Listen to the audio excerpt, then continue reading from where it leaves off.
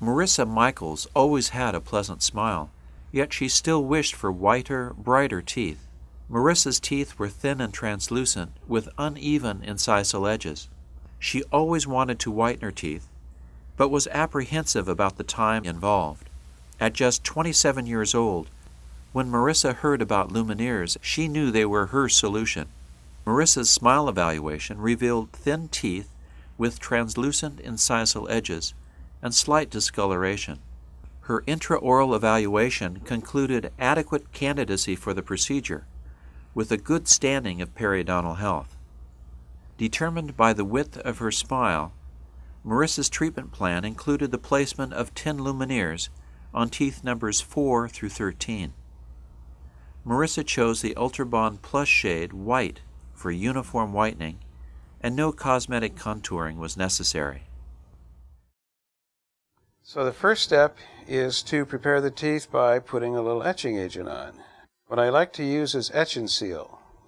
Etch and Seal has phosphoric acid and aluminum oxalate to seal the dentinal tubules. I like to put a little dab on each tooth. And I like to take the brush and just push it around. I have more control this way.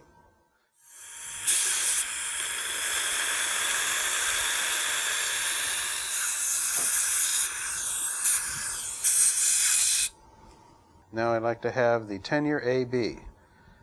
Now the reason I like tenure AB is it doesn't need a light, it desensitizes the tubules, it seals them, and you don't get any sensitivity. Get a little air here.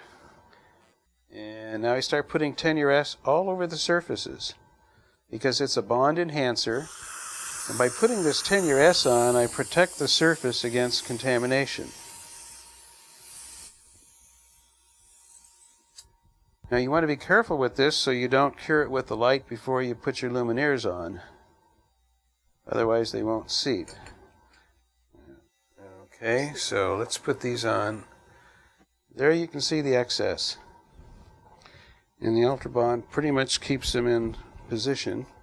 You don't want to push them down with too much force. And magnification is absolutely critical on all of this. I like to use the light now to tack these in place. Close your eyes, and I'm going to cure the center of each of the 4 anterior teeth. And that way they will not slip around. Close your eyes. Now, we're creating a stress-resistant, non-micro-leaking margin with the Ultrabond, not with the porcelain. Now we have spotted these in place. And we'll take a look and remove most of the excess. And I have a brush with some tenure S on it. Now I go through and I wipe off all the excess. See that? How we're getting that? And you want to get to that fairly soon because the tenure S is causing the material to set. Now we go on the lingual side. We want to make sure that we don't see any open margins. So as we look around in here, we don't see any space between the porcelain and the tooth that isn't covered with and filled in with the Ultrabond. Because once we polymerize it, the porcelain and the Ultrabond and the tooth will all become one homogeneous substance. And I'm just taking some of this out now. Okay, so now we'll do each tooth. Close your eyes.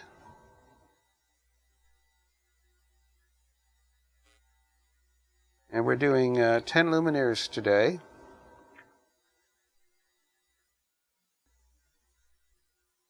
So now we've set all of these. Then I take a Shure 349. That's this instrument right here. This is an orthodontic instrument. And the reason this is so good is it won't scratch the glazed porcelain. Never use your hygienist scaling instrument on there or you'll get scratches. Then I like to go to the lingual side, and I need to get some light in here. I just want to make sure that everything I take out of the interproximals before I set the lingual side will save me having to scrape it off. And it makes the contacts opening easier. Because some of this already begins to polymerize. And then I think I'll take the light and go back on the lingual side and set everything on the lingual. But first I want to show them how much resin is back there.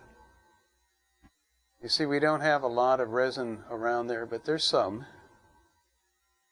And I don't have any open margins between the porcelain and the tooth. So soon it'll be one fused mass. And just to be safe, you can go ahead and polymerize from the lingual. Close your eyes.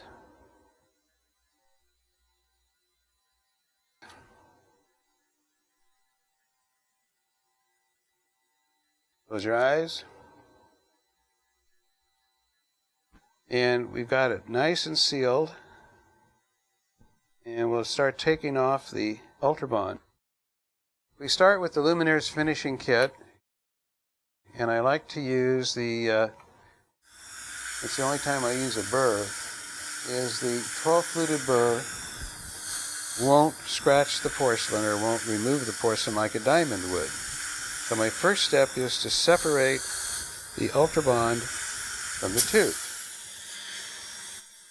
One of the things that makes these things processes simple besides the materials is having the right tools. The finishing kit, 4-power magnification.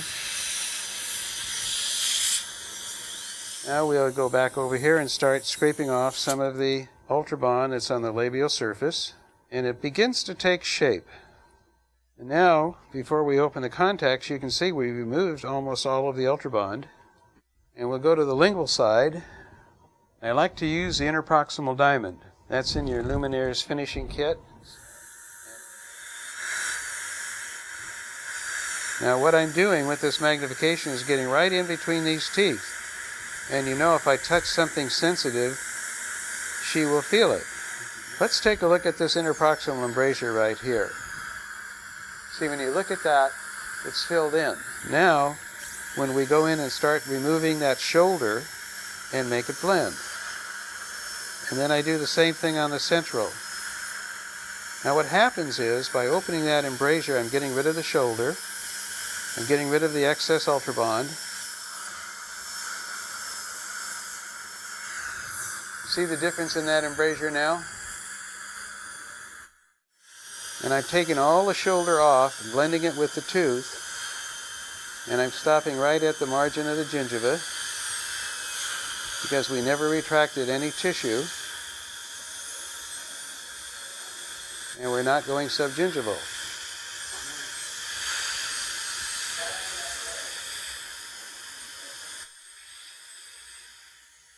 Okay, now we'll go to the lingual side, and this is the football-shaped diamond that I'm using. And all we're going to do is blend the porcelain, the Ultrabond, and the tooth, because they're now one homogeneous mass.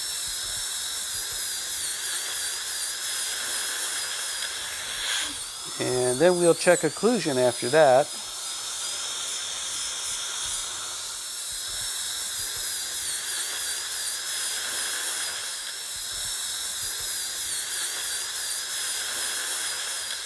And then what we're going to do is check the occlusion. And the marking paper will disclose prematurities, and it's usually Ultrabond that hasn't been removed. Now just grind your teeth around.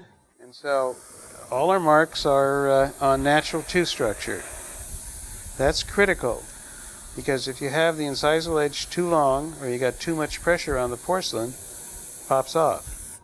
So now, we're back to the needle nose diamond now on the lingual. And we're going to come back there and just open the interproximals.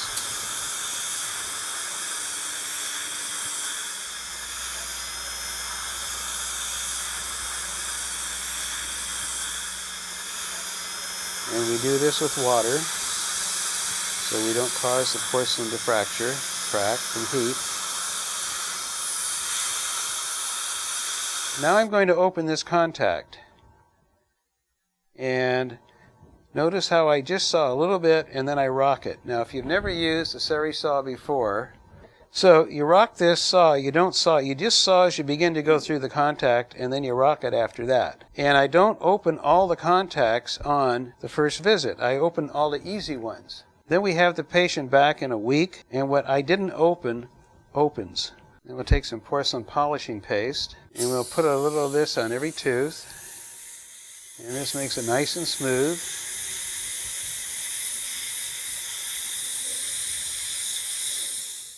Now let's have a smile. She doesn't have those anymore. You want to take a look at those now? Or maybe you've been looking up at your screen anyway. Wow. Now every one of you could be doing this for all of your patients. And so what we've done is we have found a material to serve us rather than us serving the material. And this is what you can do. I talked to a dentist about doing porcelain veneers because I have very thin enamel. I had very thin enamel. And it sounded like a great idea. I wanted whiter teeth. I wanted stronger teeth. Then I heard about Lumineers. And so the process was incredibly easy. I went one day and I got my impressions taken, which took about 20 minutes. It was actually a very pleasant experience. And I came back a few days later for a try-in, and I saw how the teeth would look, and I was very pleased about that, which made me more excited. And the following day I came in and I had them placed and finished. If someone were considering whether or not to get Lumineers, I'd say absolutely get them. There's no reason not to.